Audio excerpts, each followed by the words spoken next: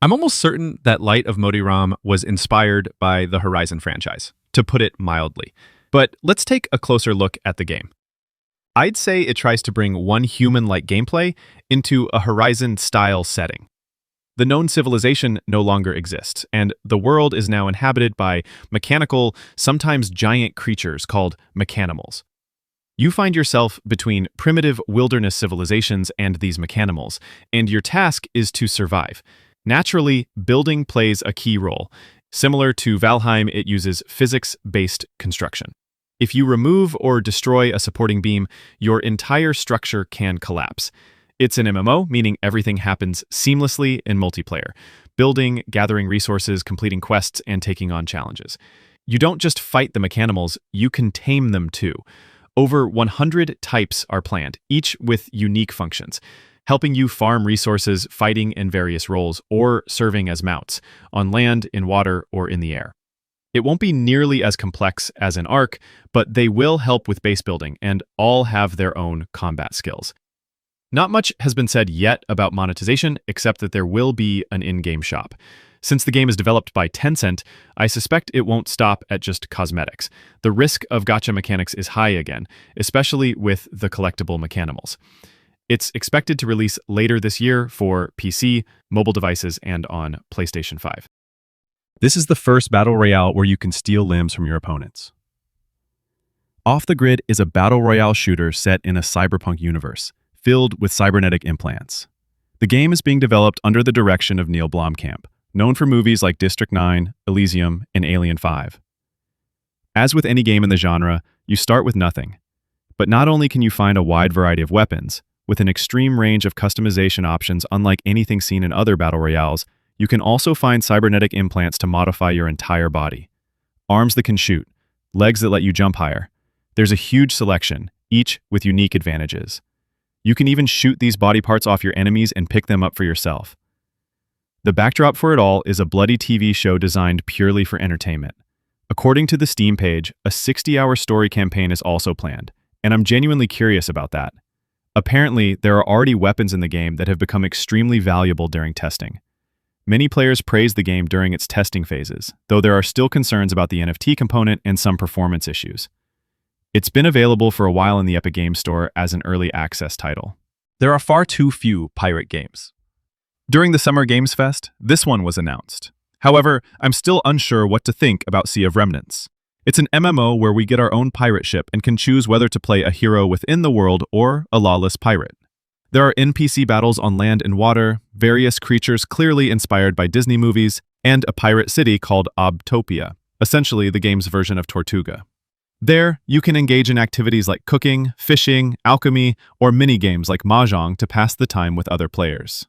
We're also supposed to create a pirate crew from various companions, so the game could potentially fill part of the gap left by the lack of pirate games. However, we are talking about a free-to-play game here, funded through in-game purchases, which can work without necessarily offering pay-to-win advantages. But I just mentioned the companions. There are supposed to be over 300 of them who can join your pirate crew, and I can very well imagine that these will be unlocked via gacha machines through in-game purchases. Don't get me wrong, if you like gacha mechanics, that's totally fine. It would just be annoying if they gave real in-game advantages because some companions are much better than others. But if it's just cosmetics, then the game could actually be quite fun. Let's stick with pirate games. I'm really looking forward to the final version of Crosswind because I already really like the test version. It's a pirate survival MMO with a primary focus on PvE, though PvP fans will also have their own zones so they're not sunk by others unwillingly. Everyone gets their own small island to do as they please, build a fortress, farm, create a home. Only invited guests can enter the island. You'll also build your own crew that not only helps with sailing, but also automates tasks like woodcutting or farming. As for monetization, the team is still unsure, but has clearly said they do not want any gacha mechanics. They're figuring out how to profit from the project, which is fair, they're putting a lot of effort into it. There are also sea battles with NPCs and other players, land combat, boss fights, and raids where you can earn valuable loot. Once again, there's a town to meet up in. This time it really is Tortuga. The team has carefully considered its target audience, aiming for solo players, co-op lovers, and PvP fans alike, so no one feels excluded. Neverness to Everness is similar to GTA, but with anime aesthetics. This game throws you into a large open-world city with supernatural anomalies you have to deal with, close rifts that spawn creatures, capture supernatural beings, and more. The game also features plenty of economic simulation and life sim elements. For example, you can open your own shops to earn money, set prices, choose the inventory, and make sure you have enough stock to keep making a profit. You can also buy real estate, houses, or luxury villas, and fully decorate them yourself. Vehicles are, of course, a must. You can buy, customize, and upgrade them to move around the city faster. You can also wreak havoc with them, as you'd expect from a game like GTA. Drive over sidewalks, terrorize NPCs, ram other players. Speaking of NPCs, according to the description, they're supposed to have their own routines and daily actions. But we'll have to see how well that's implemented. Some are excited, others feel the game looks very generic. The same applies to the gacha mechanics, but we already covered that earlier. It's scheduled to release between Q3 and Q4 2025 for Xbox Series, PS5, mobile devices, and PC. A game where you can build a career as a police officer or gangster. The Prison Break is a free-to-play game you should consider playing. However, I need to caveat the free-to-play aspect. It's listed as free-to-play on Steam, but the developers are not yet 100% certain. As a criminal, your first task is to break out of prison and start your empire, ideally with a gang of other players. You plan and execute heists on banks and shops. The harder the job, the better the loot. With earnings, you build a criminal base with various security systems to keep out intruders. As a cop, your job is to prevent all that, catch criminals, and stop prison breaks. You earn ranks for better missions, and can even join a SWAT team to raid criminal bases. You also earn money, which you use to create and decorate your own home. Not a base, though. If you're a successful criminal, a bounty system increases your value. Cops can cash in big by capturing you. No release date yet, but after the PC launch, it would definitely come to console. At first, this game looks like Hunt Showdown, but in the Bornless, you can actually turn into a powerful demon during a match to hunt other players. You start in your safe house, which is initially very sparsely furnished. It's essentially your lobby while waiting for the next match. You can continuously decorate it, and it even plays a role during the rounds. When a match starts, you spawn either alone or with a team, always with a single weapon and a knife. Everyone has equal footing.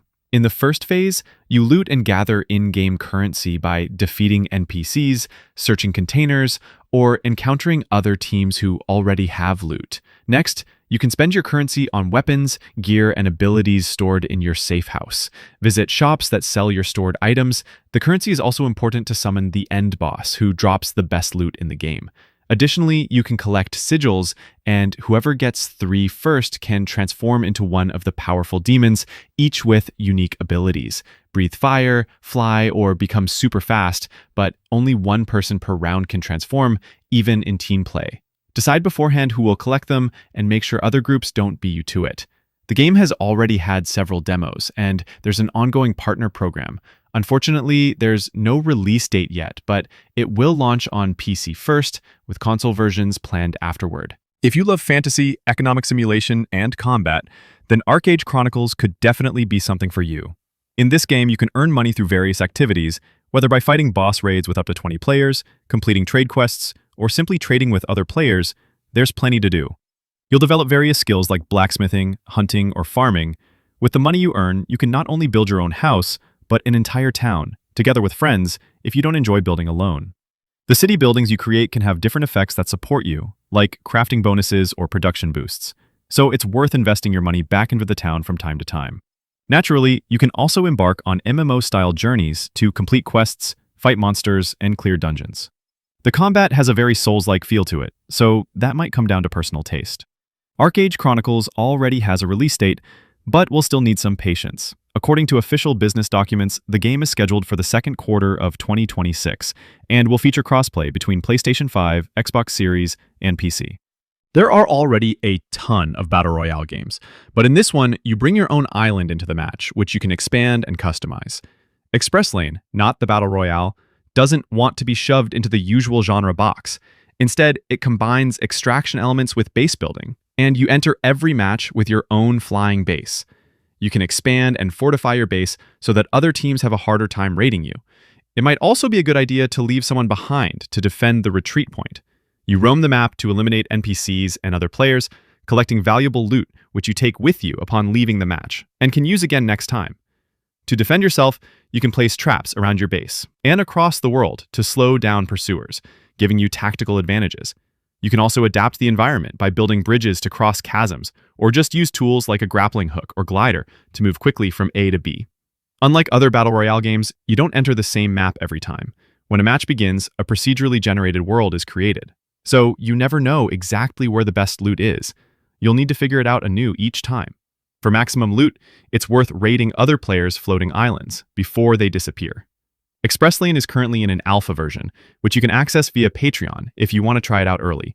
There's no fixed release date yet. Here, an almost infinite world awaits you. It's a sandbox MMO, where all players are supposed to play on a single server, simultaneously.